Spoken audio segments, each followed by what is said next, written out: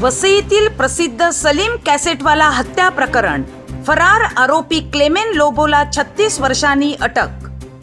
1988 साली वसईत भर रस्त्यात झालेल्या सलीम कमाल उर्फ सलीम कॅसेटवाला याच्या हत्या प्रकरणातील फरार आरोपी क्लेमेन लोबो उर्फ मुन्ना याला माणिकपूर पोलिसांनी तब्बल 36 वर्षांनी अटक केली आहे।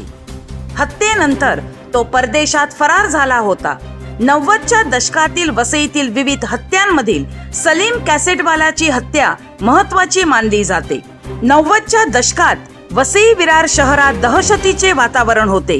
सलीम अकबर अली कमाल उर्फ सलीम कॅसेटवाला याची हत्या देखील याच काळात झाली होती। त्याचे कॅसेटचे दुकान होते व परिसरात त्याचा मोठा दबदबा होता।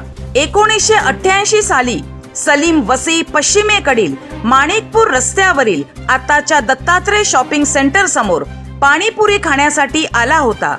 संध्याकाळी 7:30च्या सुमारास तो आपल्या मुलासह पाणीपुरी खात असताना 7 जणांच्या टोळीने भर रस्त्यात त्याची हत्या केली होती। पूर्व वैमनस्यातून ही हत्या करण्यात आली होती। तेव्हा वसईत फक्त वसई हेच पोलीस ठाणे होते। तत्कालीन वसई पोलिसांनी 6 जणांना अटक केली होती। मात्र 7वा मुख्य आरोपी क्लेमेन लोबो उर्फ मुन्ना, आता वय 55 वर्ष, हा फरार झाला होता। त्यानंतर त्याचा काहीच ठाव ठिकाणा लागला नाही। कालांतराने हे प्रकरण थंड झाले होते।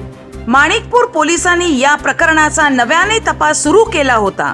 फरार आरोपी क्लेमेन लोबो हा परदेशातून वसईत आल्याची माहिती मिळताच पोलिसांनी त्याला अटक केली। त्याला पुढील तपासासाठी वसई पोलीस ठाण्याकडे सुपूर्द करण्यात आले आहे, अशी माहिती माणिकपूर पोलीस ठाण्याचे वरिष्ठ पोलीस निरीक्षक राजू माने यांनी दिली।